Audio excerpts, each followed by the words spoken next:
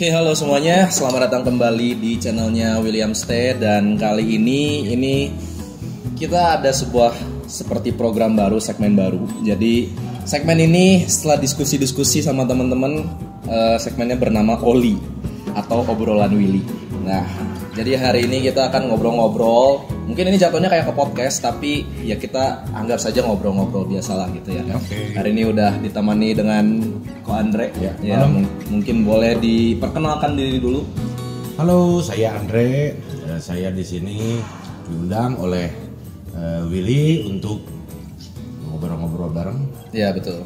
Ngobrol-ngobrol bareng. Jadi sebenarnya Ko Andre ini adalah salah satu bisa dibilang penggiat kebudayaan ya. Ya, bisa dikatakan seperti itu. Ya, teman-teman kami juga penggiat kebudayaan dan sudah banyak membantu, terutama pas Kirab Bandung salah satunya juga yang kayak yang di awal tahun ini di 2025 dan tahun-tahun sebelumnya juga ya Pak Andre ya.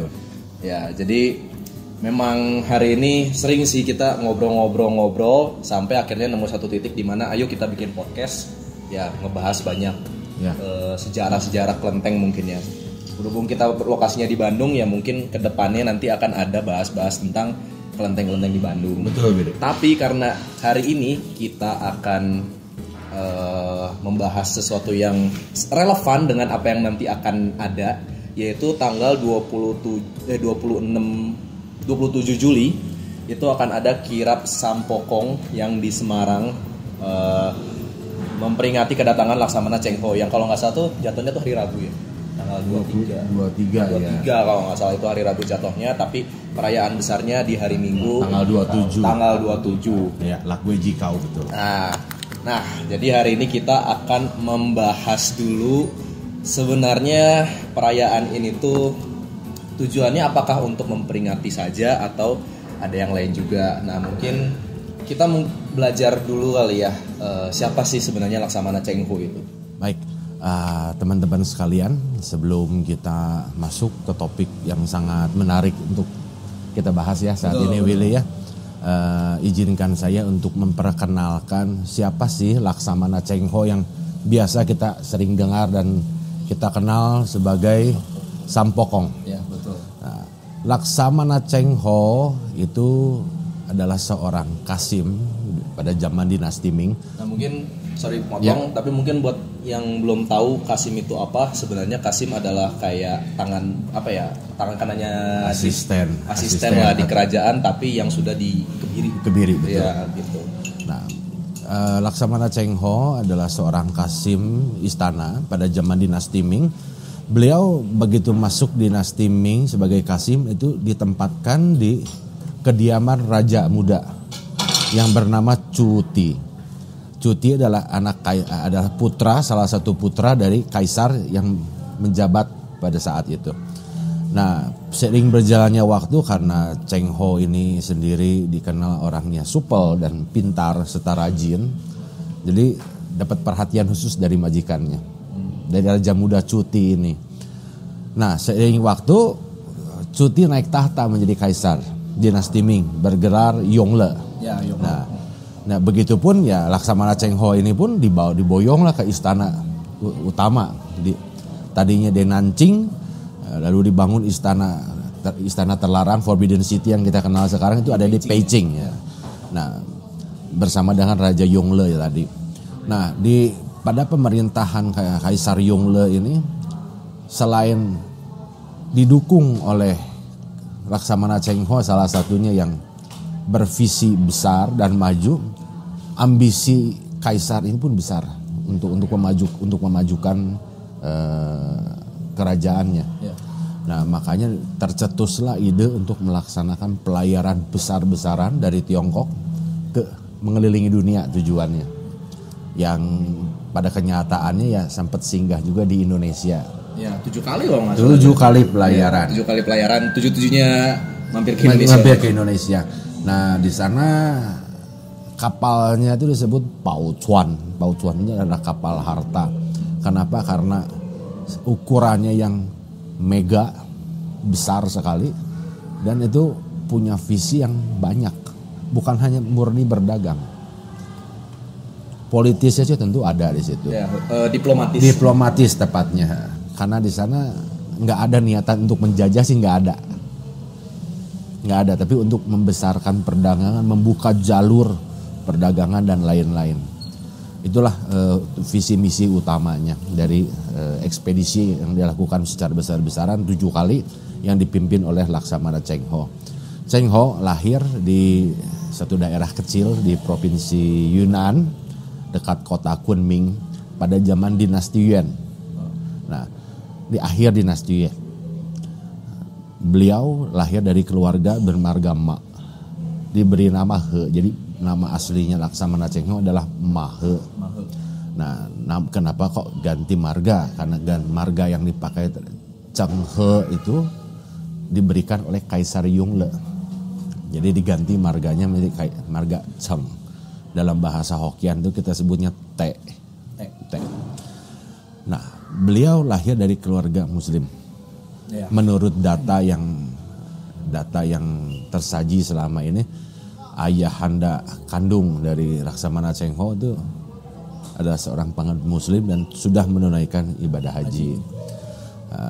Namun pada perkembangannya ada beberapa teori yang menyatakan bahwa Laksamana Cheng Ho juga beragama Buddhis. Di sini kita nggak bisa menentukan sebetulnya. Ya, karena masih bisa dibilang itu bukti yang belum tentu valid juga. Betul. Ya. Karena ada beberapa kayak bukti-buktinya tuh yang menurut dari ada yang dia mengutip beberapa niancing dari yang agama Buddha juga kan, terus dari klaim dari bikhu siapa itu. Ya betul.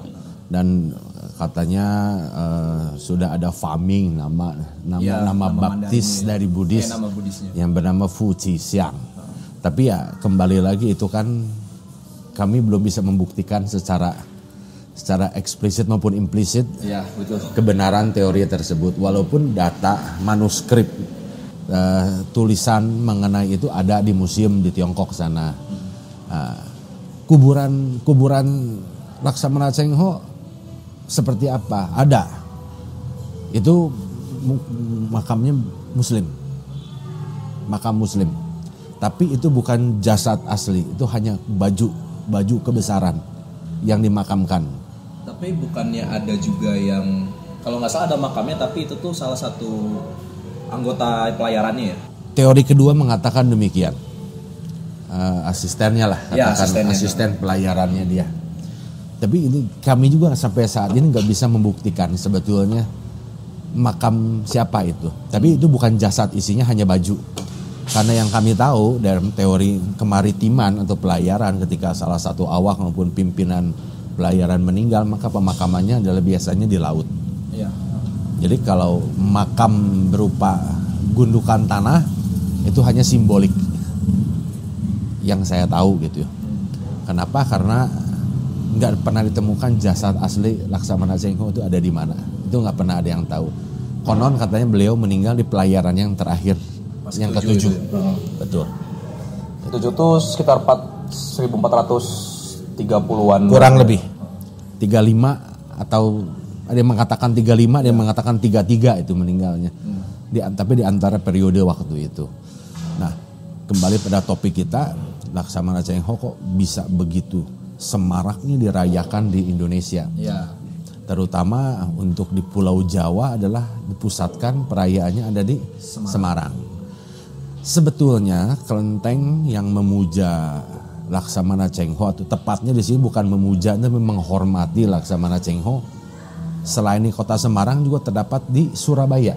Ya, itu kelenteng Bahratu, Jalan Bahratu. Ya, itu yang didirikan sama PT itu ya. Iya. Apa sih namanya teh? Pokoknya dulunya tuh namanya Persatuan Islam Tionghoa Indonesia. Cuman sekarang udah diganti jadi depannya tuh apa? Terus Islam Tauhid Indonesia aja kalau nggak salah itu. Di Mbah Ratu. Dan selain bentuk kelenteng pun ada juga masjid yang di atas namakan adalah Masjid Cheng Ho untuk menghormati jasa-jasa beliau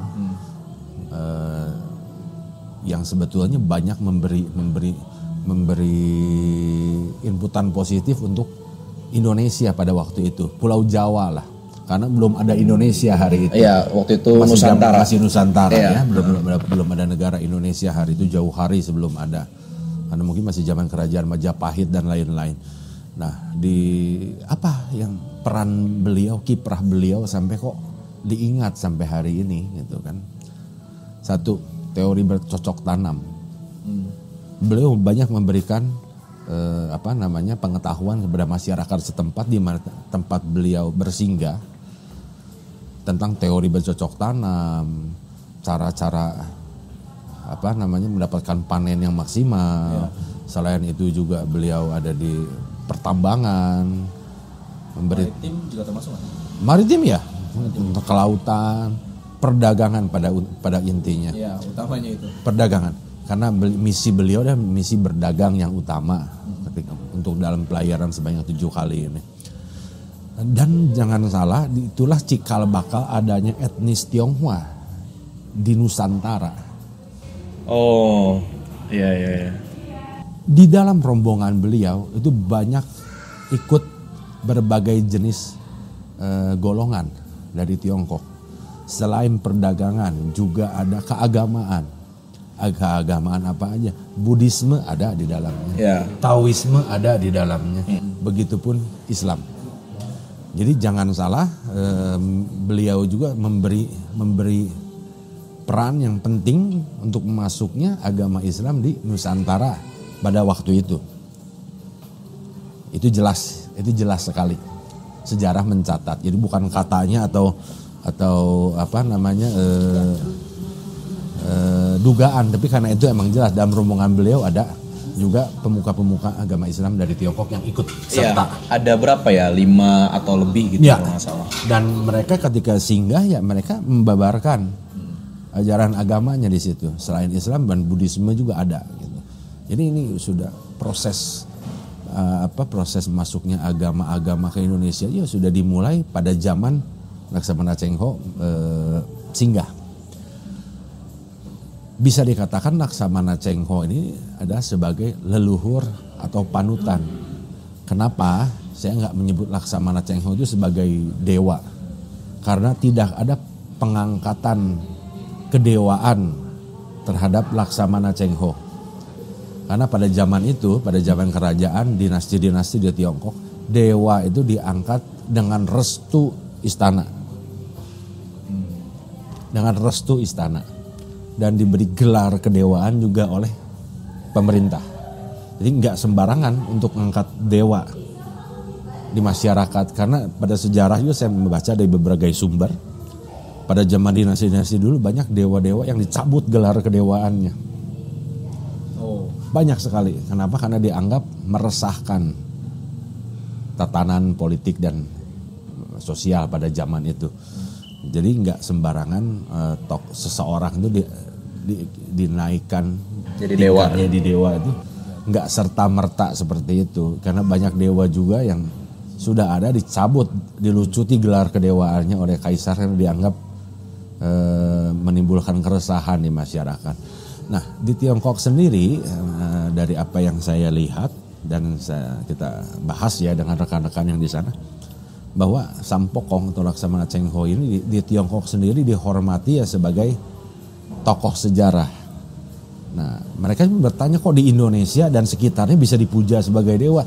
Nah, itu yang kita mau bahas di sini juga ya. Iya, betul. Karena di Kelenteng Sampokong pun ya kita juga sembahyang ya, gitu. Sembahyang. Kita menghormati beliau itu ya sama dengan kita menghormati dewa ya kalau di sini ya. Orang Tiongkok nanya, kok di Indonesia bisa sampai pesta besar-besaran? Nah, saya bilang begini, karena leluhur kami yang sudah ada di Indonesia sejak ratusan tahun yang lalu menganggap Sampokong itu memberikan lahan atau tempat hidup yang baru di Indonesia untuk rombongan yang ikut serta dan tidak ikut pulang ke Tiongkok, tidak ikut naik kapal lagi dan menetap di Indonesia. Jadi mereka berterima kasih, menghormati atas jasanya Sampokong Laksamana Cheng Ho yang istilahnya memberikan tuntunan, memberikan inputan, memberikan pengetahuan dan mengajarkan ini itu untuk bisa hidup di tempat yang baru. Jadi mereka memperingati hari-hari itu dengan kirap. Secara turun-temurun yang dilaksanakan ke 600 sekian kali. Betul. Nah. Ya udah nggak tahu berapa kali ini 600 nanti. Sekian ya, tahun ini 600 sekian ya. Iya. Ya. Jadi kami menghormati leluhur kita, menghormati Sampokong itu sebagai tokoh sejarah dan leluhur yang telah menjadi cikal bakal kita bisa tinggal di Nusantara ini. Untuk mengenang beliau maka dibuatkanlah tempat sembahyang. Yang pertama kali itu di daerah Simongan, Semarang, berupa goa. Karena waktu saya kecil, kelenteng Sampokong Simongan itu adalah tidak seperti sekarang. Ruang sembahyang itu masuk ke dalam goa. Dan ke bawah gitu. Ya, dan diyakini goa itulah adalah tempat Sampokong dulu singgah untuk merawat anak buah kapalnya yang sakit. Oh. Jadi beliau bersandar di Semarang untuk merawat anak buahnya yang terkena sakit. Dan tempatnya itu pertama kali di Simongan, Semarang. Seiring perkembangan waktu dan kabar Sampokong Laksamana Cheng Ho di sini meninggal dunia, maka didirikanlah altar di Simongan tersebut dengan nama San Pautung, Goha Sampo, untuk menghormati jasa dan teladan beliau. Yang pada perkembangannya sampai hari ini menjadi kelenteng besar Sampokong di Simongan, Semarang. Ya. Namun karena lokasi tersebut agak sedikit berjauhan dengan Pecinan pada waktu itu, maka dengan dibangunnya kelenteng besar Taikaksi di Gang Lombok, maka disediakanlah salah satu spot altar di ruang utamanya untuk menghormati Laksamana Cheng Ho atau Sampokong. Jadi masyarakat Tionghoa yang tinggal di Semarang pada waktu itu tidak perlu jauh-jauh ke Simongan untuk bersembahyang kepada Sampokong. Jadi di kelenteng besar Taikaksi pun bisa. Tapi kelenteng besar Taikaksi bukanlah kelenteng tertua di Semarang. Karena menurut record yang saya tahu kelenteng tertua di Semarang adalah Siu Hokbyo. Oh, yang di pertigaan itu ya. Wat Gandul ya, itu. Wat Gandul. Nah, atau kelenteng Cap Kauking, kelenteng petak 19 petak. Karena konon katanya ada 19 petak di sana dan salah satunya adalah kelenteng ini. 19 petak itu maksudnya 19 kayak titik kelenteng gitu. Ya, 19 rumah. Oh. 19 petak gitu. Nah, di daerah kelenteng itu dan tuan rumahnya adalah Kongcoh Tek Jengsin. Nah, itu yang setahu saya record tertua di situ ya, di Kota Semarang. Namun yang paling besar ya di Pecinan ya adalah Taikaksi Gang Lombok ya. Iya, itu yang paling gede. Itu yang paling besarnya. Nah, jadi setelah adanya altar Sampokong atau Laksamana Cheng Ho di kelenteng Taikaksi, sejak saat itu jugalah kirap dimulai dari Pecinan ke kelenteng besar Sampokong di Simongan. Jadi udah ratusan tahun juga sih. Betul. Udah ratusan tahun juga sih. Iya. Kalau dahulu mungkin di Simongan itu kata orang tua. Kalau ini saya ngomong kata orang tua ya. Sebelum Taikaksi berdiri, ya kirapnya di daerah sana, Simongan katanya. Tapi yang pasti record mencatat perjalanan kirap yang sampai hari ini berlangsung adalah rutenya dari Taikaksi ke kelenteng besar Sampokong dan kembali lagi ke Taikaksi. Itu rutin setiap tahun dilaksanakan. Itu berarti juga mirip kayak yang kirapnya di Tangerang yang 12 tahun betul. Yang dari Buntek Pun Sanbyo. Yo ya betul. Kalau ini deh seolah-olah karena kita Tenglang dalam kepercayaan. Saya nggak bicara agama Buddhis atau Konghucu atau Taoisme di sini. Dalam kepercayaan Tenglang. Kirap itu bukan hanya semurni-murninya ritual, tapi di sini juga syarat akan makna yang lain-lainnya. Kenapa? Budaya yang ditampilkan di sini bukan hanya sekedar ritual atau kepercayaan. Seni budayanya ada nggak? Ada. Seni suaranya ada nggak? Banyak. Seni ukirnya ada nggak? Banyak kita juga. Seni bela dirinya ada nggak? Ada. Ada. Dan yang lain-lainnya. Jadi ini benar-benar mewakili budaya Tenglang. Bukan hanya kirap itu milik satu agama, enggak. Karena jelas Sampokong ini tokoh multi agama. Iya, betul. Yang menghormati beliau bukan hanya orang-orang Tridharma atau Buddha Konghucu, bukan. Ya, Triratna. Ya, tapi masyarakat setempat pun yang notabene-nya mungkin mohon maaf beragama Islam juga tetap menghormati beliau sebagai leluhur. Betul. Kenapa? Karena saya menyaksikan langsung di Kelenteng Besar Sampokong di Simongan, Gedong Batu itu disebutnya. Setiap Kemis itu atau hari-hari besar Muslim itu suka diadakan selamatan, suka diadakan doa bersama secara Muslim. Ya. Dan yang saya tahu di altar Sampokong baik di Gedong Batu maupun di Kelenteng Taikaksi itu tidak ada sesajian persembahan yang mengandung babi. Karena yang kita sama-sama tahu Sampokong adalah anak dari seorang haji gitu. Masalah agama apa yang sebenarnya dianut oleh Laksamana Cheng Ho sampai hari ini belum ada yang bisa membuktikan secara nyata apa. Satu teori mengatakan beliau adalah seorang muslim, tapi juga satu teori mengatakan beliau sudah kui dalam agama Buddha. Ya, jadi kita nggak ada yang bisa membuktikan benarnya sebetulnya yang mana. Ya. Tapi terlepas daripada itu, ya inilah keunikannya Sampokong. Beliau dihormati oleh multi agama. Betul. Jadi di sini pesta kirap Sampokong bukanlah pestanya punya kelenteng saja, tapi punya segenap masyarakat yang ada. Karena mau diakui atau tidak, cikal bakal kedatangan orang Tionghoa di Indonesia salah satunya dipelopori oleh Laksamana Cheng Ho atau Sampokong. Nah, kaitan Sampokong di sini pun ada dengan kelenteng yang di Ancol, Jakarta.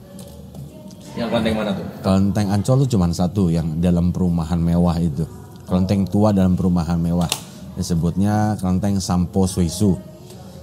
Sebetulnya kelenteng di sana memuja Tua Pekong dan istrinya Tuti Pakung, Tuti Papo. Dan di sana pun ada makam sepasang suami istri. Suaminya itu adalah yang dikatakan katanya juru masaknya Sampokong dari armada Sampokong. Dan istrinya itu adalah wanita lokal setempat. Jadi beliau adalah salah satu anak buah kapalnya Sampokong yang tidak ikut kembali pelayaran dan menetap di Jakarta. Nah, itu pun menjadi salah satu asal-muasalnya Tenglang yang ada di Jakarta. Daerah sana. Gitu, itu kelenteng Ancol namanya. Itu kelenteng tua, kelenteng Bahtera Bakti kalau nggak salah namanya, nama Indonesianya. Nanti Willy bisa googling lah kalau itu ya. Boleh. Mungkin yang lain juga bisa googling. Sama-sama googling, kalau ada masukan boleh untuk disampaikan. Kita balik lagi ke Sampokong yang di Semarang. Keunikan pesta Sampokong di sini kita bisa lihat dari dahulu kala arak-arakan Sampokong ini nggak hanya ada tradisi Tionghoanya, tapi musik gamelan Jawanya pun ada. Ada situ juga. Ikut serta dalam arak itu bukan baru ditambahkan supaya istilahnya ini menjadi pesta Nusantara, enggak loh. Karena dari asal muasalnya ratusan tahun yang lalu sudah ada. Sudah ada di situ ya. Sudah ada instrumen musik khas Jawa dalam arak-arakan Sampokong itu sudah ada dari ratusan tahun yang lalu menjadi bagian dari arak-arakan. Artinya apa? Nggak ada sekat, nggak ada satu jarak antara etnis Tionghoa maupun dengan etnis Jawa asli. Kalau kita bicara di Semarang, jadi apa di sini? Akulturasi budaya itu terlihat jelas sekali, bro. Ya, sangat terlihat jelas. Jadi kita nggak usah mikir, Sampokong ini adalah dewa, itu punya orang Cina, enggak. Saya nggak pernah bilang Sampokong itu dewa loh. Iya. Tapi Sampokong ini adalah leluhur atau tokoh sejarah yang kita hormati dan kita kenang kontribusinya yang besar untuk keberadaan etnis Tionghoa yang ada sampai hari ini di Nusantara. Mungkin buat yang lain juga mungkin ini bisa jadi tambahan wawasan kali ya. Betul. Karena nggak semua yang ada di kelenteng itu bisa kita anggap dewa gitu. Betul. Karena kita juga karena itu salah satu kebudayaan dari Chinese gitu ya. Kita tuh selalu menganggap leluhur gitu. Jadi ada orang yang berjasa bagi kami dan beliau mungkin sudah tidak ada. Nah, kita anggapnya itu menghormati dan leluhur gitu. Makanya kenapa kita juga kan ada sembayangan untuk mangkong kan kayak gitu. Karena kita menghormati leluhur juga, atau yang bisa dibilang cengbeng lah ya. Dan kita harus tahu orang Tenglang, orang Tionghoa menganggap dewa itu bukan ini tokoh dewa, tokoh spiritual langit yang jauh dari manusia. Kita tentu dari nenek moyang kita, kakek nenek kita di atas kita, ketika bersembahyang ke kelenteng kita panggil tokoh dewa di sana apa?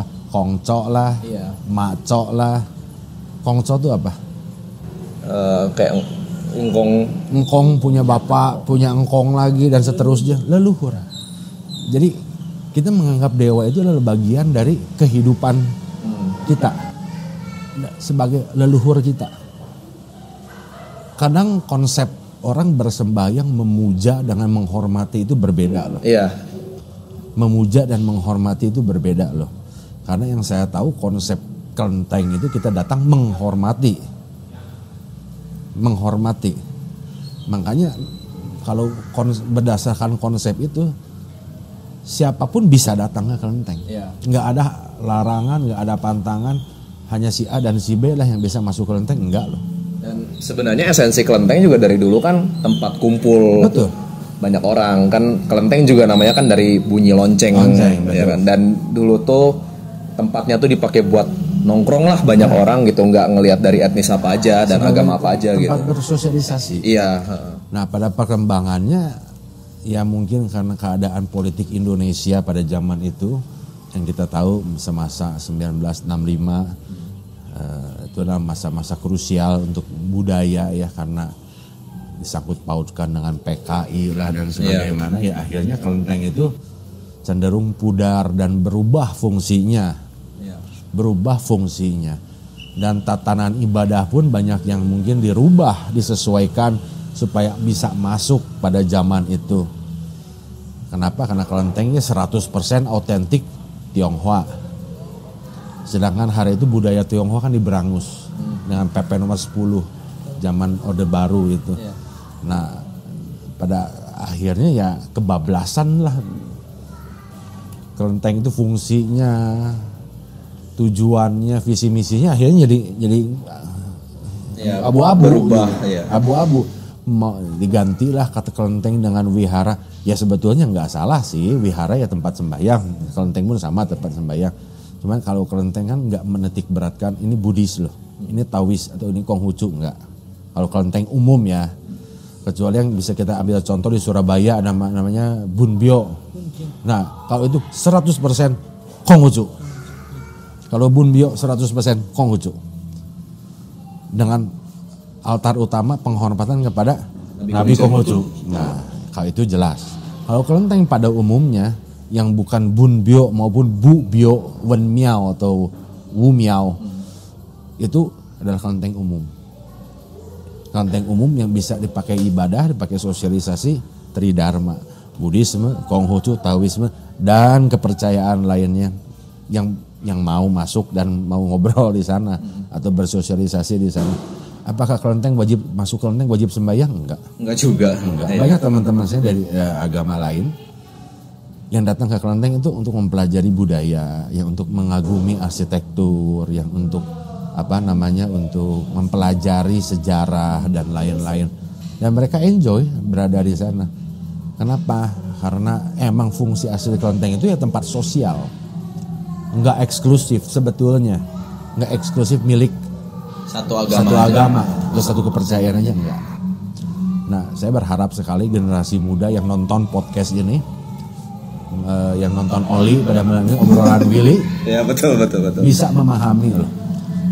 Kita jangan lihat kelenteng itu sebagai tempat tahayul. Ya. Kan pernah kita ngobrol ya Willy Group ya. Orang datang ke kelenteng bakar kimchua, bakar kertas. Ini buat apa? Oh buat sogok dewa supaya permohonan kita terkabul, mati lah.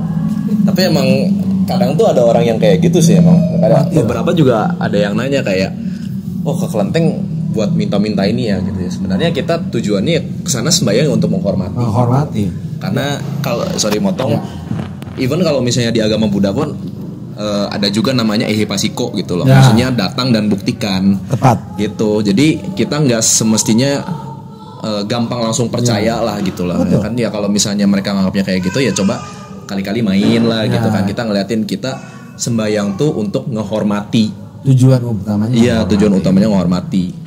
Gitu. Selanjutnya emang di kelenteng itu ada namanya ciamsi.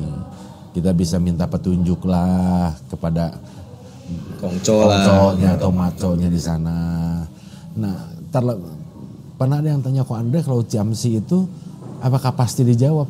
Pasti dijawab karena lu kocok, keluar nomornya, lu puapoe, pasti ada yang poe dan bisa lu ambil kertas isinya, syairnya apa dan maknanya apa. Nah, yang kita harus jadi pertanyaan, betul apa enggak sih? Dengan apa yang kita tanya itu. Kalau saya bilang kita nggak usah berpikiran betul atau enggak, kamu percaya. Berarti kan orang yang datang ciamsi itu ada masalah atau ada pertanyaan dalam hati yang otak manusia udah nggak kepikir harus gimana lagi. Maka bertanyalah kepada, istilah bertanya memohon petunjuk kepada kongconya atau maconya di kelenteng tersebut. Sebetulnya ciamsi itu lebih ke arah nasihat. Ciamsi itu ada yang 28 nomor, ada yang 60 nomor, ada yang 100 nomor dan lain-lain lah. Itu beda versi. Tapi rata-rata isinya adalah syair yang berisi nasihat. Jadi kita nggak usah berpikir itu pasti betul atau enggak. You datang minta nasihat, dibaca nasihat yang keluar.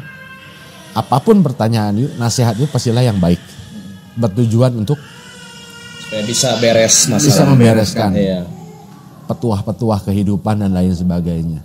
Tapi kalau saya pribadi sih saya percaya dengan hal itu. Jujur aja kalau secara saya pribadi. Kenapa ya? Saya membuktikan berkali-kali sih. Tapi dengan satu syarat, ketika otak kita udah nggak bisa memecahkan lagi nih gimana nih.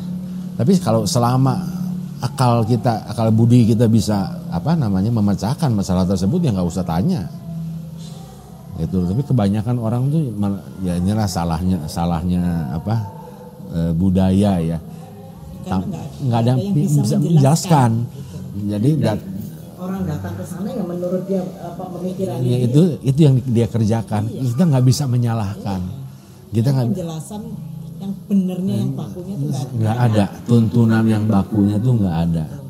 Nah, tapi kita nggak bisa menyalahkan orang tua kita juga. Kok orang tua kita nggak ngejelasin? Lah, wong orang tua kita juga nggak ada yang ngajarin. Mau gimana ngejelasin? Ya karena kita udah bisa bilang hampir seluruh leluhur kita yang datang dari Tiongkok ke Indonesia itu merantau untuk cari kehidupan yang lebih baik. Ya dengan kata lain di Tiongkoknya susah lah. Makanya datang ke sini mencari kehidupan dan ternyata bisa sukses dan lain-lain di sini. Tapi kan di Tiongkoknya dalam keadaan yang kurang baik atau dalam masa perang atau dalam kesulitan ekonomi, ya kita nggak bisa menyalahkan. Mereka sendiri pun nggak ngerti dengan apa yang mereka lakukan. Taunya datang ke kelenteng sembahyang ciamsi, tanya pertanyaan ini itu, minta itu kan kita nggak bisa menyalahkan. Tapi saya yakin dengan apa yang mereka percayai itulah yang akan mereka juga rasakan. Ya, kalau ditanya dewa ada atau enggak, ya tergantung Anda memandangnya. Ya, ehipasiko lah. Betul. Tergantung Anda merasakannya, mempercayainya. Kalau saya nggak mikirin kesananya, kalau saya lebih mikirin ini budaya yang harus kita lestarikan. Loh, contoh jati diri lah. Jati diri. Ini Semarang nih. Yang notabene penduduk asli pasti sukunya Jawa dong, betul nggak ya? Budaya Jawa di sana. Berdampingan selama 600 sekian tahun baik-baik saja kok. Kenapa kita maaf kata sama-sama tenglang kok sikut-sikutan cuma karena kepercayaan aja gitu. Iya. Ya, sikut-sikutan. Nah, karena ini kita momennya mau bicara ulang tahun kedatangan Laksamana Cheng Ho ya, saya ambil contoh tahun 2010 kami itu mau mengadakan kirap pertama kali di Kota Bandung, kirap Tepekong. Oh ya, kirap Cap Gome lah ya. Cap Gome ya waktu itu setelah 50 tahun sekian vakum Karena kelenteng besar Bandung itu terakhir sebelum PKI itu mengadakan, setelah G30S PKI tentu nggak ada yang berani lah untuk mengadakan lagi. Jadi tahun berapa ya terakhir? 65 terakhir. ya? 65 terakhir. Itu 2010 kami 2011 keluarnya. Iya. Nah, di tahun 2010 kami berinisiatif untuk mengadakan kembali acara itu. Kenapa tujuannya? Untuk memperkenalkan sekali lagi pada generasi anak muda, anak-anak yang lahir di atas tahun 1965. Karena yang di bawah 1965 mungkin masih menyaksikan sedikit banyak, tapi yang di atas 1965 udah pasti nggak akan pernah nonton itu di Bandung. Iya. Nah, waktu itu ya tentu kami juga mendapatkan banyak tantangan.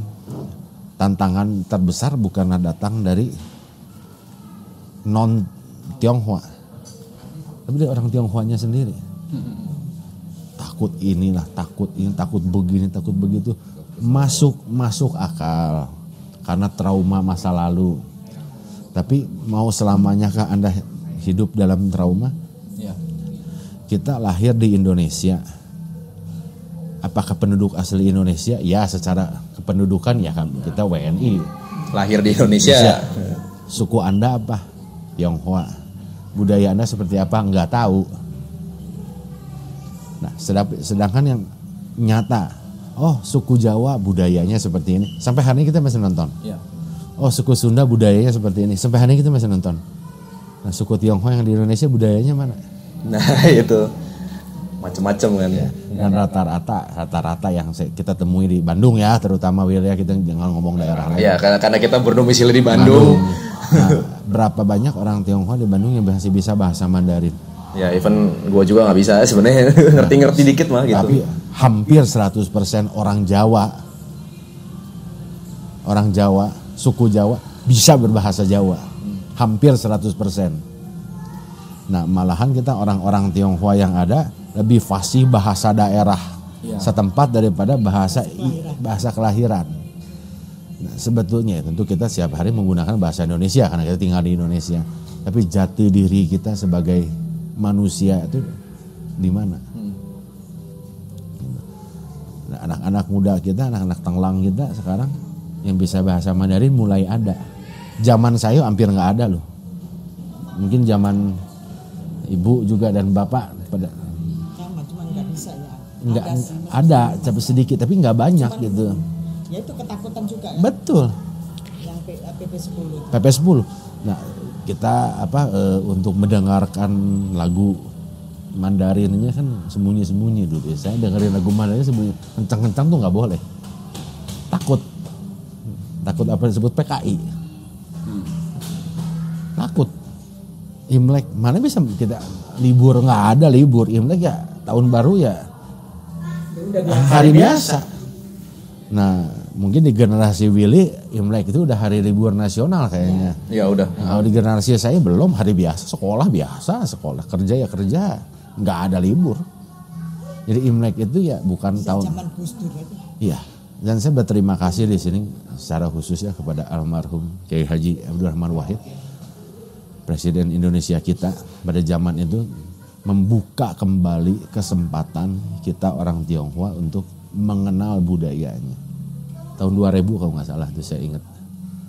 Dicabut itu PP nomor 10 tuh tahun 2000. Di Bandungnya mulai ada barongsai dengan bebas kita menonton. Mulai ada lagi kegiatan ini dan kegiatan itu yang tadinya dilaksanakan diem-diem. Saya sempat nonton latihan dulu waktu kecil, latihan barongsai nggak pakai iringan musik lah, mau gimana? Nggak pakai iringan musik gitu, cuman gerakan-gerakannya. Itu pun ya di dalam ruangan indoor, nggak berani outdoor, jadi masalah. Gitu, koran bahasa Mandarin mulai ada lagi, dan mungkin seiring berjalannya waktu, perkembangan ekonomi di Tiongkok pun tumbuh dengan pesat. Akhirnya ya banyak orang yang dari belahan bumi ini yang belajar juga tentang kebudayaan dan bahasanya Tiongkok saat ini. Dan saya rasa saat ini sekat-sekat yang dulu pernah ada itu harusnya udah kita hapus ya, kita buang. Karena mau diakui atau tidak, budaya Tionghoa ini sudah ada di Nusantara sejak ratusan tahun yang lalu, ditandai dengan kedatangan Laksamana Cheng Ho ke Nusantara pada waktu itu. Jadi sekali lagi kalau kita bicara Laksamana Cheng Ho, bagi saya beliau adalah satu tokoh leluhur, tokoh sejarah yang memberi kontribusi banyak untuk masyarakat setempat di tempat dia singgah. Selain dagang itu ada pengetahuan, cocok tanam, dengan kesehatan, segala macam. Dan penyebaran agama pun ada dalam rombongan itu. Karena kapal rombongan Laksamana Cheng Ho itu bukan 1-2 kapal, tapi ribuan kapal, besar maupun kecil. Berlayarnya juga 7 kali kan, 7 kali ke Nusantara. Hampir mengelilingi dunia, mengelilingi dunia.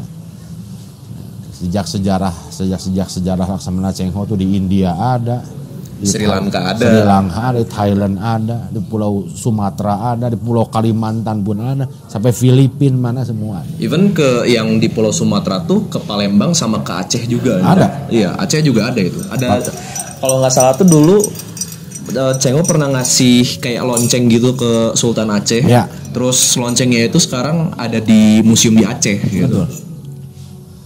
Nah, kita sering lihat di beberapa tempat nih di Pulau Jawa, di beberapa kelenteng ada jangkar kapal besar. Nah betul. Mungkin kalau kalian yang apal ya di kelenteng Sampokong bagian belakang samping itu ada yang jangkar sama jangkar. Iya, sama Kiai Kemudi. Yang Kemudi dikatakan itu adalah jangkar kapal Sampokong. Saya jawab, saya yakin bukan. Kan itu jangkar kapal VOC. Kalau itu jangkar kapal Sampokong ada di situ, beliau gimana berlayarnya? Iya. Kalau kemudinya bisa ada di kelenteng, beliau gimana pulangnya ke Cungkuo? Ya, seperti itu. 7 kali lagi bolak-balik. Iya, 7 kali. Kalau jangkar dan kemudinya nggak ada kan celaka ya gimana? Sebetulnya tujuannya diadakan Kiai Jangkar dan Kemudi itu juga bentuk peringatan akan kedatangan beliau yang secara jelas menyatakan bahwa beliau adalah salah satu tokoh kemaritiman kelas internasional pada zamannya, gitu loh. Nah, sedikit kemaritiman. Beliau berangkat dari daerah Tiongkok Selatan, kapalnya itu nggak jauh daerah Fujian. Saya lihat replika kapalnya sekarang dan wow, itu besar. Terakhir replika, gede sekali. Itu replikanya di mana? Saya lupa kota apa, nanti saya akan cari. Saya cari fotonya juga. Saya bilang, waduh. Saya bercandaan waktu itu sama temen, ini kayaknya segede bahtera Nabi Nuh nih, saya bilang. Bercandaan saya itu ya. Karena besar sekali. Nah, sebelum beliau berangkat berlayar, beliau mengadakan upacara sembahyang. Nah, ini yang menjadi tambahan kerancuan sebetulnya agama beliau itu apa? Itu bersembahyang di Putian, salah satu kota pinggir laut di daerah Fujian, yaitu daerah Hokkien. Dan beliau bersembahyang kepada Macu Tien Sang Senmu. Iya.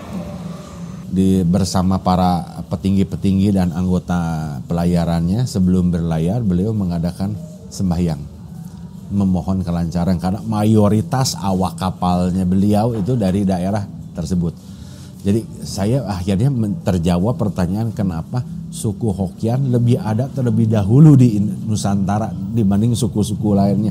Oh, banyaknya ya dari situ rombongannya Laksamana Cheng Ho. Karena kita dalam buku-buku sejarah di Indonesia istilah-istilah yang sering dipakai adalah bahasa Hokkien. Iya. Seperti loteng lah, bakso lah, ceng-ceng. Ya, kamar itu kita sebut zaman dulu tuh pangkeng lah apa. Ternyata itu bahasa Hokkien semua, makanya kok ini Hokkien semua, Hokkienisasi. Oh bukan, ternyata karena record yang saya tahu lah bang, penduduk Tiongkok yang hijrah ke Indonesia itu pada zaman Laksamana Cheng Ho itu mayoritas sukunya Hokkien. Karena beliau pun berangkatnya dari pelabuhan yang ada di situ, di Hokkien, Fujian. Jadi yang nggak aneh kalau banyak orang Hokkien yang jadi anak ABK-nya, anak buah kapalnya ya karena daerahnya di situ berangkatnya. Tapi ya Sampokong itu Laksamana Cheng Ho-nya sendiri bukan orang Hokkien ya. Dia lahir di daerah kecil dekat kota Kunming di Yunnan pada dinasti Yuan. Nah, Nah, saya lihat di sana replika kapalnya besar sekali dan orang sana nanya, Cheng He di Indonesia, Cheng Ho maksudnya, kenapa diberi nama San Pao Tajen, Sampo Taijin? Satu versi mengatakan karena beliau memberikan 3 pengayoman kepada armada dan lokasi-lokasi yang disinggahi di beberapa daerah waktu seperti Sriwijaya dan di mana ketika beliau datang merapat tuh keadaan sedang tidak baik, kerajaan sedang perang. Beliau datang menjadi penengah. Orang asing yang datang mau dagang menjadi penengah, mendamaikan kerajaan-kerajaan yang sedang berkonflik. Dan makanya San Pao yang dipakai untuk Laksamana Cheng Ho itu San 3 yang berarti 3, Pao-nya adalah perlindungan atau pengayoman. Bukan San Pao 3 mustika. Kalau San Pao itu yang 3 mustika itu adalah Triratna Buddha. Atau San Pao-nya dalam Taoisme juga itu San Pao. Itu 3 permata. Untuk Sampokong itu San Pao-nya itu Sampo 3 perlindungan. Ya, huruf Pao-nya itu yang berarti perlindungan. Kenapa? Karena beliau memberi pengayoman, memberikan pengetahuan, memberikan kontribusi yang banyak sehingga orang menganggap dia itu tokoh leluhur yang layak untuk dikenang dan dihormati. Nah, tadi kembali lagi kalau diarak-arak ya tujuannya kan mengenang dan menghormati. Kalau bagi orang yang mempercayai beliau memberikan pertolongan secara spiritual atau apa, kan kita nggak bisa bahas. Tentu Willy Kirap Sampokong nggak akan lepas dari istilah bekun. Ya, itu yang mau ditanyain juga. Nah. Ini dari awal tuh penasaran sebenarnya, yang lebih bingungnya adalah bekun ini spesifik nggak sih untuk Cheng Ho aja? Enggak. Nah, karena soalnya di kirap yang Puseng Taiti kemarin kedatangan kalau nggak salah 140 tahun deh. Itu Insin Puseng Taiti. Iya, Dewa Pengobatan yang dibawa dari Cungkonya langsung ke Semarang, itu diperingati kemarin awal bulan Juni lah, tapi lupa tanggal berapa. Nah, itu juga ada bekun. Nah, itu yang pengen tanya tuh sebenarnya bekun itu spesifik nggak sih dan esensinya untuk apa gitu? Bekun secara harafiah terdiri 2 huruf B atau ma yang berarti kuda dan Jun dalam bahasa Mandarin atau kun dalam bahasa Hokkien yang berarti prajurit. Maka bekun itu adalah bermakna sebagai prajurit kuda. Nah, tentu sekarang kan tidak ada peperangan dan nggak ada prajurit kuda pada kenyataannya sebetulnya. Nah, bekun yang ada saat ini adalah orang-orang yang mempunyai nazar, mempunyai kaul, mempunyai janji kepada kongconya. Kalau ya anggaplah di sini karena topiknya adalah Cheng Ho, ya kepada kongco Sampokong berarti. Misalkan saya menderita sakit, saya datang bersembahyang kepada kongconya, kongco di mana saya diberi kesehatan dan kesembuhan atas penyakit saya. Maka saat kongco berulang tahun, ya dikatakan ini saatnya kirapnya kongco, saya bersedia menjadi bekun untuk mengucap terima kasih sama kongco. Lantas ternyata ibaratnya saya diberikan kesembuhan, ya saya harus membayar janji saya. Makanya saya datang mendaftar ke kelenteng, ke panitia untuk menjadi bekun. Nah, bekun ini seperti apa sih? Kalau yang ada kita bisa saksikan, bekun adalah orang-orang baik perempuan maupun lelaki menggunakan kostum khusus hitam-hitam biasanya, hitam. Dan mukanya itu digambar, diwarnain warna-warna. Biasanya hitam juga, terus kasih ada putih. Seperti pemain opera Peking lah, ya opera Cungko itu. Nah, mereka akan memegang kuda, menuntun kuda saat kirap kongco berangkat dari kelenteng Taikaksi menuju kelenteng Gedong Batu Simongan, kelenteng besar Sampokong, dan kembali lagi ke Pecinan, ke Taikaksi. Orang-orang yang menjadi bekun ini akan bergantian mengawal kudanya kongco. Kudanya kuda beneran, ya tapi kudanya kosong ya, nggak ada penumpangnya. Karena kuda itu dikhususkan sebagai perlambang kendaraannya Kongco Sampokong untuk berinspeksi. Nah, maka prajurit kuda adalah sebagai bekun ini mengucap terima kasih dan bersyukur atas terkabulnya harapan orang tersebut. Ada juga satu konsep adalah memohon berkahnya Kongco dengan menjadi bekun supaya harapannya bisa terkabul. Nah, kembali lagi itu gimana kepercayaannya masing-masing. Betul. Kita nggak bisa bilang itu salah, nggak bisa bilang itu betul, tapi itulah budaya yang sudah ada selama beratus-ratus tahun. Itu unik, bekun hanya ada di Semarang. Iya, soalnya kayak kemarin yang pas kita ke Tangerang juga nggak ada itu. Walaupun itu kan kirap 12 tahun sekali ya. Ya nggak ada gitu. Bekun itu khas di Semarang. Saya nggak pernah menemukan bekun di tempat lain di Pulau Jawa ini selain di Semarang. Jadi itu pun menjadi satu ciri khas yang harus dipertahankan kelestariannya. Karena seiring waktu saya mengkhawatirkan ya akan pudar gitu. Iya. Dan acara kirap Semarang Sampokong ya, Sampokong terutama juga sudah menjadi agenda nasional saat ini. Dan saya berharap di tempat-tempat lain pun bisa menjadi agenda pariwisata karena faedahnya bukan hanya untuk kami orang-orang keturunan Tionghoa, tapi juga untuk masyarakat setempat. Karena apa yang terjadi pengalaman ketika kami mengadakan acara kirap cap budaya cap gome, yang mendapat faedahnya masyarakat setempat pun kebagian. Mulai dari parkir lah, mulai dari pedagang makanan lah, mulai dari yang punya penginapan, hotel apa semua kebagian berkahnya.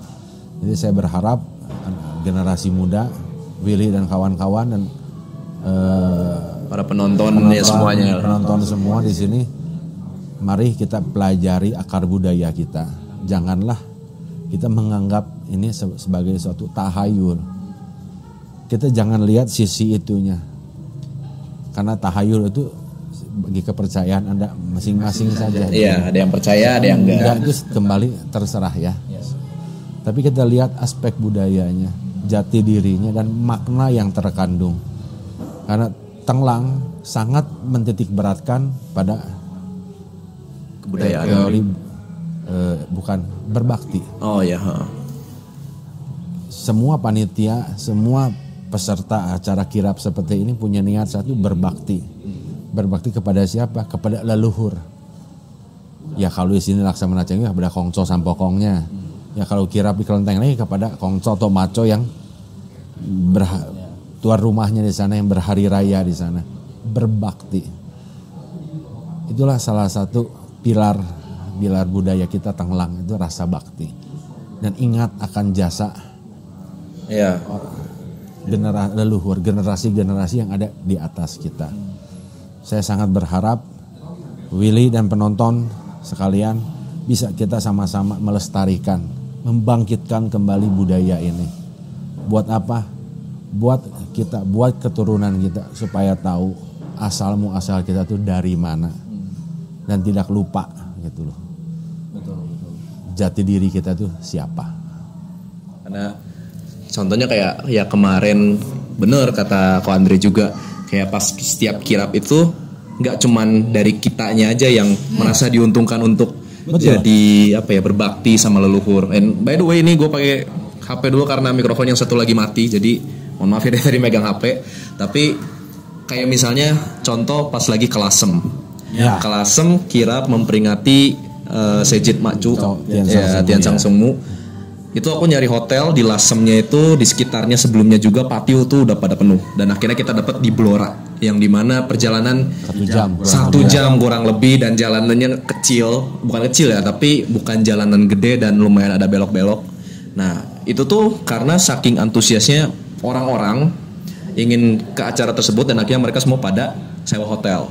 Ya dan UMKM yang jualan makanan minuman di situ banyak yang beli juga akhirnya. Ya, itu memberi faedah kepada semuanya. Betul. Bukan hanya untuk kita yang mengikuti acara tersebut, tapi ya untuk Semua masyarakat sekitar. Ya, menguntungkan, betul. Iya. Even kayak yang terakhir di Bandung juga kemarin Cap Gome, kita sebagai panitia pun banyak juga yang diuntungkan dari pedagang-pedagang kan gitu. Itu tukang parkir benar juga gitu. Dan lain-lain. Walaupun memang yang kemarin masih cuman ngundang Bandung ya, jadi untuk hotel sih aman-aman aja kalau di situ. Tapi sisanya itu benar-benar banyak kebantu lah. Ya, karena apa ya, event ini kan bukan yang setiap hari bisa kita saksikan. Iya, hanya ada acara tertentu aja. Jadi ini bisa menyedot animo masyarakat yang besar ya, betul. Acara seperti ini. Ya, dan memberikan keuntungan untuk sesama juga gitu loh sebetulnya. Jadi ya saya berharap ya generasi muda bisa meneruskan dan jangan sampai memudarkan budaya yang sudah ada selama beratus-ratus tahun ini. Dan esensi kita sebenarnya tuh nggak cuman berlaku untuk Chinese ya harusnya, karena ini juga berlaku untuk lebih ke umat manusia, karena kita tuh jangan sampai lupa leluhur kita gitu. Even kayak ke orang tua kita pun ya itu kan termasuk ke leluhur juga gitu kan. Nah itu bukan cuma untuk Chinese doang, tapi untuk semua juga ya, jangan sampai ibaratnya kayak kacang lupa kulit lah gitu. Karena ini kan wujud rasa bakti kita. Iya, wujud rasa bakti kita. Ya Cheng Ho emang bukan leluhur langsung kita. Betul. Emang bukan. Nggak tahu lah, ibaratnya kayak di ujung dicari-cari lagi nggak tahu lah gitu. Beliau ya mau diakui maupun tidak, beliau yang menjadi salah satu tonggak datangnya masyarakat Tionghoa ada di Indonesia, yang mungkin yang jadi leluhur kita yang kita nggak tahu siapa, mungkin anggota kapal dia, kita mana tahu, karena anggota kapal dia bukan 1.000-2.000 orang, puluhan ribu orang, mungkin salah satunya adalah leluhur langsung kita, mana yang tahu. Betul. Jadi ya kita menghormati Laksamana Cheng Ho juga sekaligus ya para armada-armadanya. Yang menjadi bagian dari pelayaran besar-besaran itu ya, untuk sama-sama kita hargai dan kita hormati, kita kenang kontribusinya gitu loh. Apalagi ya kita bisa sebut kota Semarang adalah kota yang tua di Indonesia, yang umurnya pun sudah ratusan tahun, ya tentu sudah merekod sejarah, track record sejarah yang panjang untuk masyarakat Tionghoa yang ada di Nusantara ini. Gitu. Nah mungkin ada satu pertanyaan lagi sebelum kita akhirnya ya, ini juga sudah lumayan nih 1 jaman ternyata nggak kerasa ngobrol-ngobrol juga. Tapi ini mungkin lebih nggak terlalu mengarah ke Cheng Ho, cuman kayak ya balik lagi di Kelenteng Sampokong pun kan kita ada mungkin bisa dibilang sembahyang ke Eyang Jangkar, Eyang Kemudi gitu. Nah sebenarnya itu kan sama aja ya, esensi kita tuh menghormati leluhur. Nah, jadi mungkin kayak di setiap kelenteng pun kan juga ada masing-masing leluhurnya kali ya. Nah, mungkin kayaknya ini bukan ke pertanyaan, tapi mungkin Ko Andre ada yang ingin disampaikan, kayak misalnya ada yang nanya nih, kok di setiap kelenteng tuh kok dewa-dewanya beda-beda. Yang pertama, terus yang kedua kok ternyata ibaratnya kayak di Wihara Gayatri yang di mana itu Cilandak ya? Cilangkap ya. Nah, yang di Cilangkap itu kok kita juga Cibinong. Nah itu tuh kok kita juga ada ngehormatin Eyang Prabu Siliwangi gitu misalnya, atau yang di Cianjur di Pacet juga kan kita ngehormatin Nyai Roro Kidul, Eyang Siliwangi, Eyang Jugo gitu kan. Nah sebenarnya mungkin buat teman-teman yang nanya, kenapa sih kok itunya disebutnya kita wihara tapi kok ada menghormati kayak gitu juga gitu?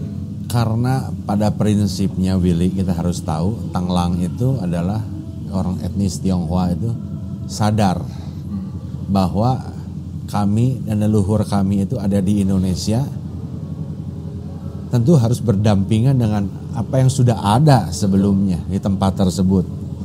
Dan kami diajarkan untuk menghormati tradisi dan budaya setempat. Bukan ini kelenteng berarti 100% kiblatnya ke Tiongkok, enggak juga.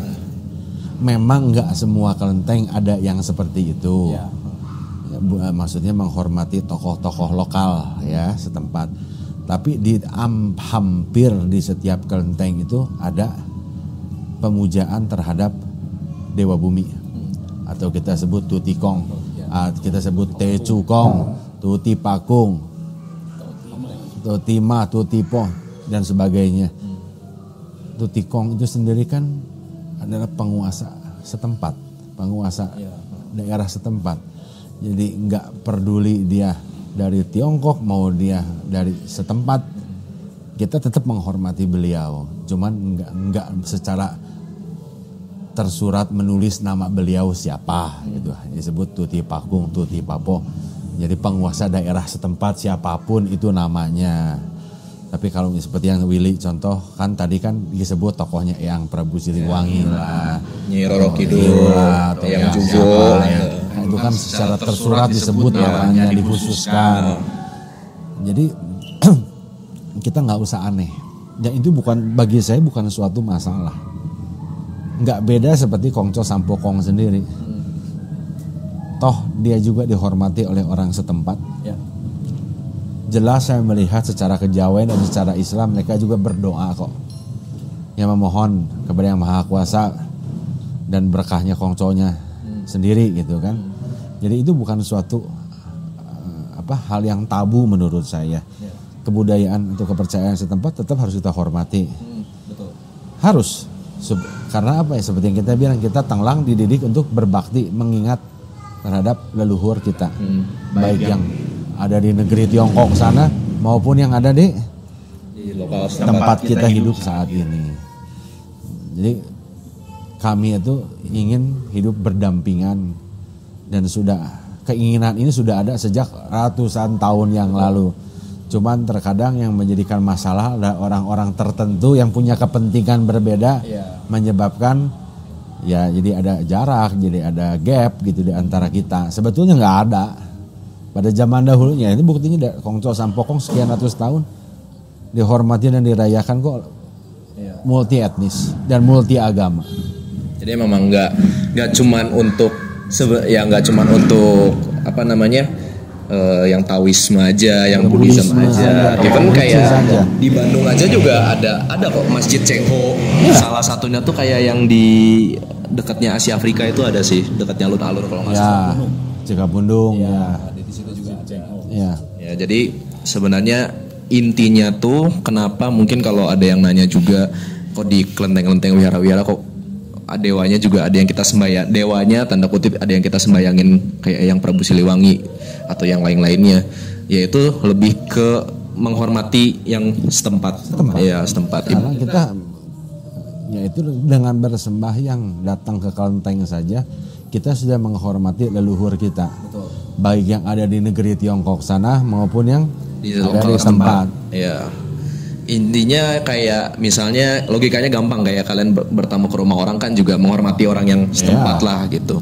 Nah even di Buddhism juga kan kita tuh sembayang, kita tuh berdoa, ada satu kalimat yang ini semua orang udah tahu, Sabe Santa bahwa tuh Sukitata semoga makhluk hidup berbahagia. Itu semua makhluk mencakup baik yang terlihat maupun yang tidak terlihat, maupun yang setempat maupun yang di universal maupun yang ada di dimensi lain pun itu kita tetap sembahyang gitu.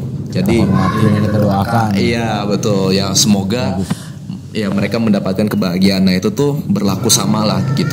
Kita kita bertemu ke orang, kita menghormati orangnya akan seneng dengan kita gitu. Nah kita juga masuk ke kelenteng, kita sembahyang tuh untuk esensi utamanya adalah menghormati dan meneladani. Teladan positif yang beliau ajarkan. Iya betul. Siapapun itu tokohnya ya. Iya. Karena saya yakin yang ada di kelenteng yang kita hormati adalah tokoh-tokoh yang positif. Ya, tentu saja. Oke, ini sudah 1 jam lebih ya terlihat di sini recordnya 1 jam 3 menit. Mungkin ini kita sudahi dulu untuk episode pertama ya. Ini episode paling pertama. Oli, obrolan Willy, yes, yang benar-benar baru dipikirkan tadi untuk judulnya. Tapi ya semoga dari podcast ini yang bertepatan nanti akan diupload mungkin H-2 atau H-3 sebelum kirap Sampokong. Ini bisa mengasih gambaran buat teman-teman semuanya siapa sih Laksamana Cheng Ho itu dan kenapa kita merayakannya, dan esensi utamanya tuh kenapa sampai harus dirayakan segede-gedenya. Jadi semoga podcast ini membawa manfaat buat teman-temannya juga, menambah wawasan juga, dan intinya tetap saling menghargai aja satu sama lain, karena ini tuh sebuah budaya yang kita tuh harus lestarikan. Gak cuman budaya setempat, gak cuman budaya Indonesia, tapi kan Indonesia juga ada banyak etnis gitu yang punya budayanya masing-masing. Selagi budaya itu masih positif, kita lestarikan. Oke, segitu dulu aja teman-teman untuk video kali ini. Semoga menghibur ya, semoga ini menambah informasi, wawasan buat teman-teman juga. Dan kita kemungkinan besar akan ada episode 2, episode 3 membahas yang lain-lainnya. Seperti ada beberapa kepikiran, contohnya kayak bukan jelmaan ya, tapi kenapa Kuan Kong ada banyak ya, ada yang bawa buku, ada yang bawa tombak gitu, ada yang duduk, betul, segala macam. Ada juga mungkin nanti kita bahas tentang esensi dari Ciamsi itu apa, karena teman-teman juga banyak yang nanya sebenarnya Ciamsi ini benar kayak tadi pertanyaan Ko Andre, ada omongan Ko Andre juga. Ciamsi ini sebenarnya esensinya kan untuk mendapatkan jawaban, tapi jawaban itu ya berisi tentang nasihat. Nah, mungkin nanti kita akan bahas kayak tata cara Ciamsi dan mungkin macam-macam Ciamsi juga ada apa aja gitu. So, thank you for watching. Terima kasih sudah menyaksikan. Jangan lupa untuk like video ini. Jika kalian suka, tekan tombol subscribe supaya kalian gak ketinggalan dari video-video gue yang lainnya. Kalau ada yang mau ingin di-share atau ada yang ingin disampaikan, langsung aja tulis di kolom komentar. Kalau misalnya mau lanjut episode 2, silakan tulis juga di kolom komentar. Nanti kita cari waktu lagi. Dan jangan lupa untuk share video ini ke teman-teman kalian semuanya. Kita tutup di obrolan Willy hari ini, episode pertama. Thank you for watching. Bye-bye guys.